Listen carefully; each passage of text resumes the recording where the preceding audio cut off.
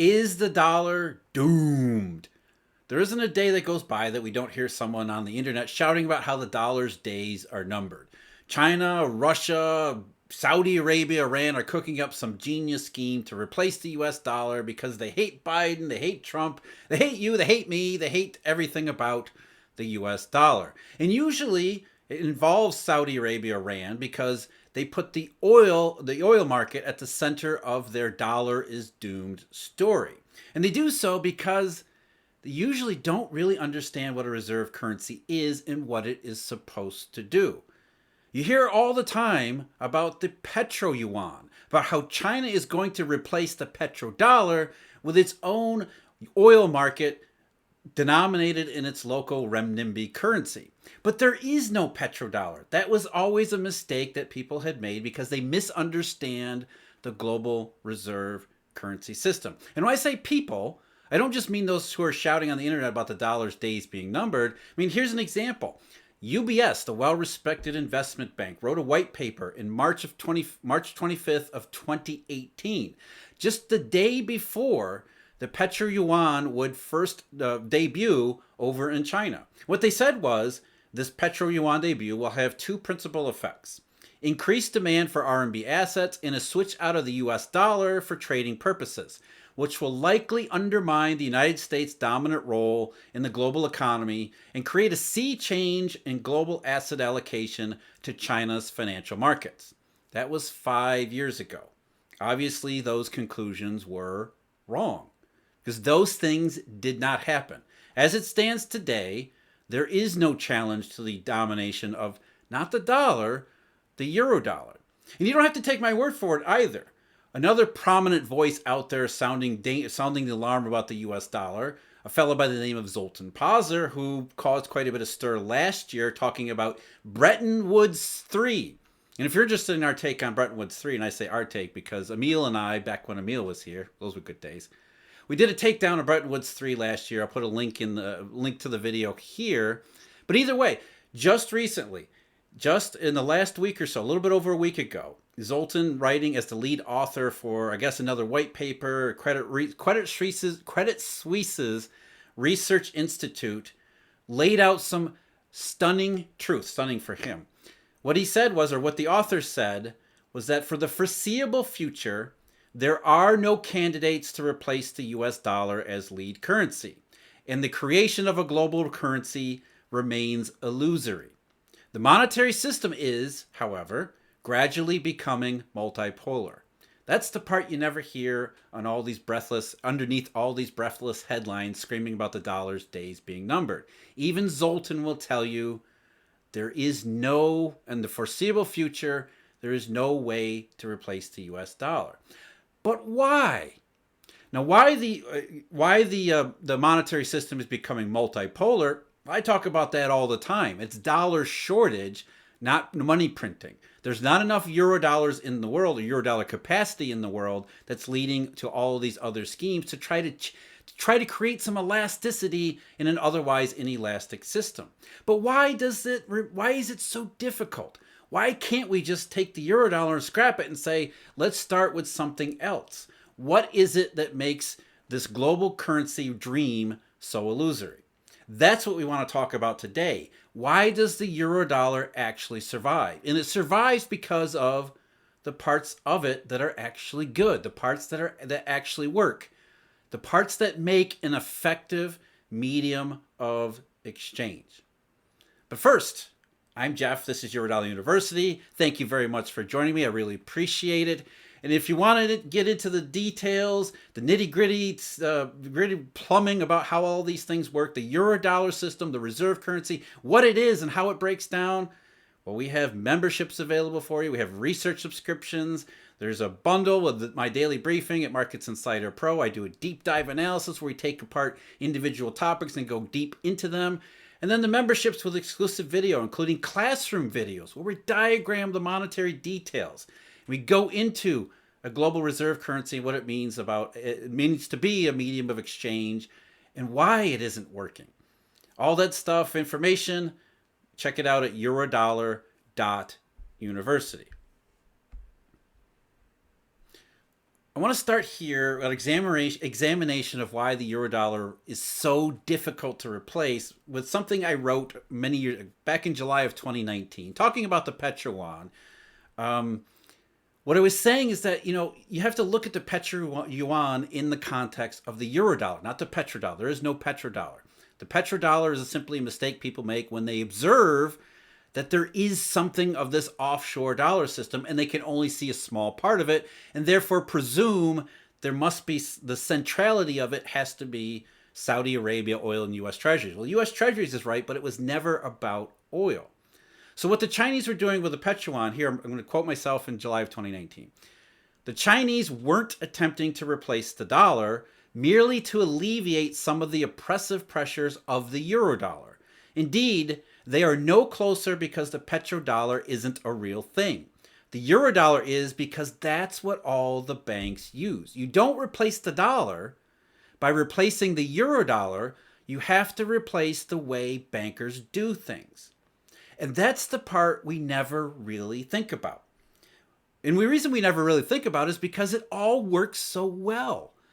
You don't really think that when you go to the grocery store and tap your phone or get out that little piece of plastic with a chip in it and stick it in the little machine, what goes on behind behind the screen into all those wires that connect the world. Well, to give you a sense of what I'm talking about here, I want to go through a specific example I wrote about a couple weeks ago.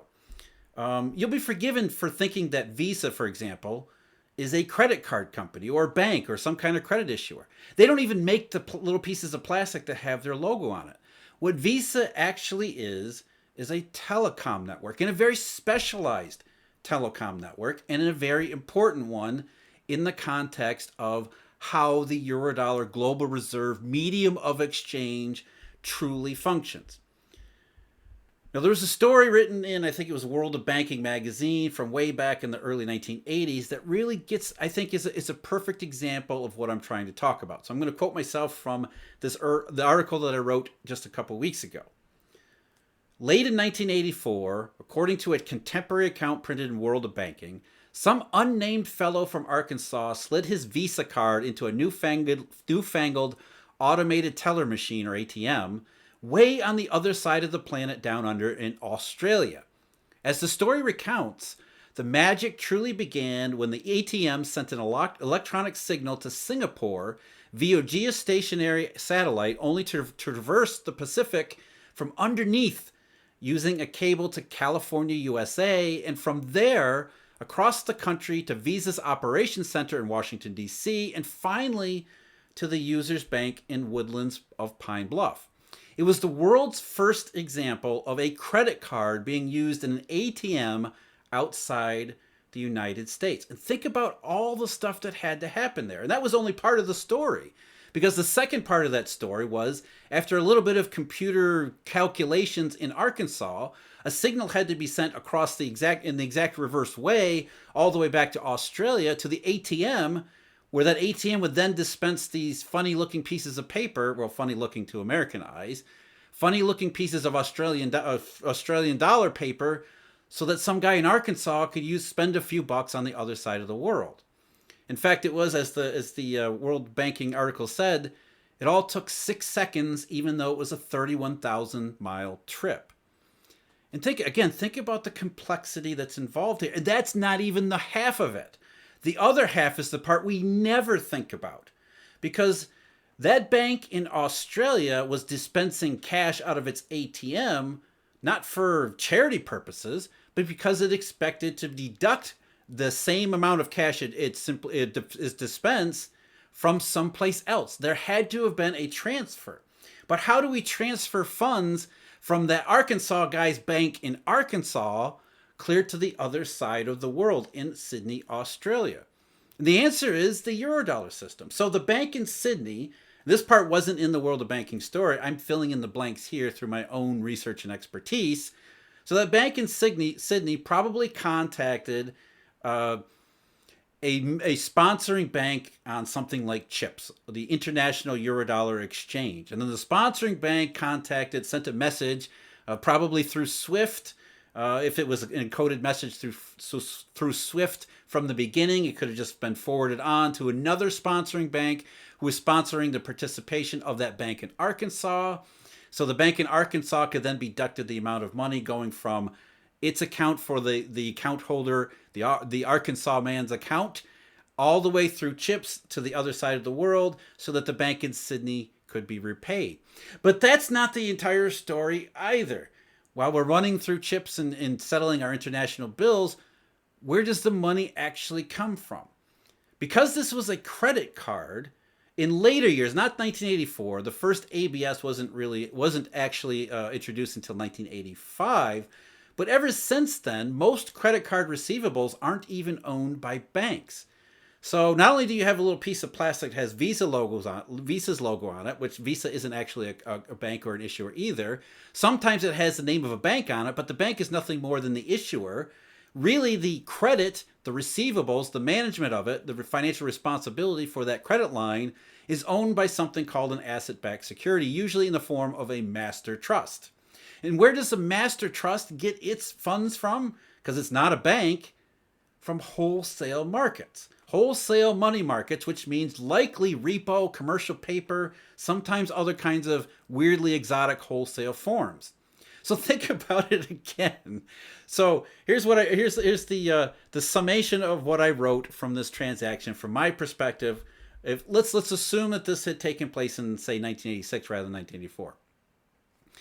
Summing this all up, had the Arkansas man done his stuff in 86 rather than 84, dollars very likely would have come out of the repo market through the hands of ABS bond owners, back through the master trust to the payer account in Pine Bluff, across chips, overseas to some correspondent dealing in both dollars and dollars, American and Australian, to then forward the right ones with the right amounts all the way down to into Sydney, just so a guy could spend a few useful bucks in a foreign land.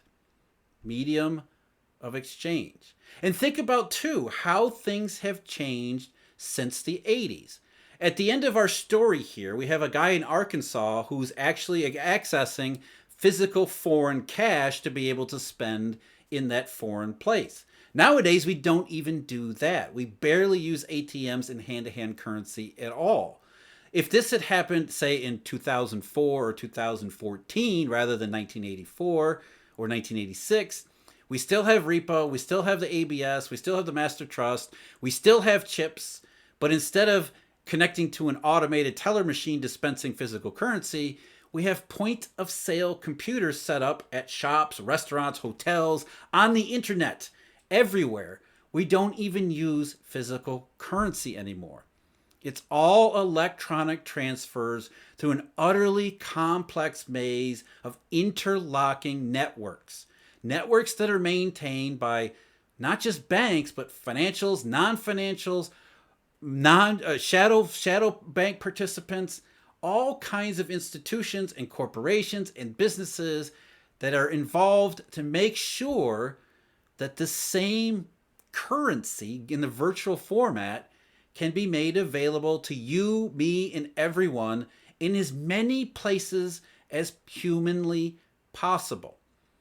And this is just a micro scale transaction. The big stuff, the macro scale, big volume money transactions, do you think those are more, or do you think those are less complicated or more complicated?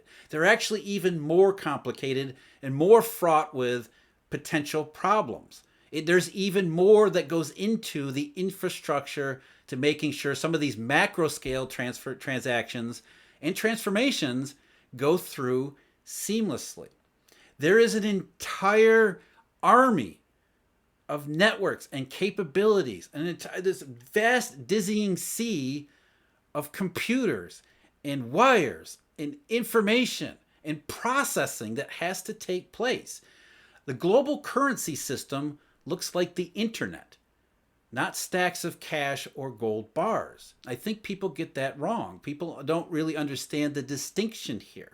To be a useful medium of exchange means you have to have that medium exchangeable in a lot of places, usable all around the world.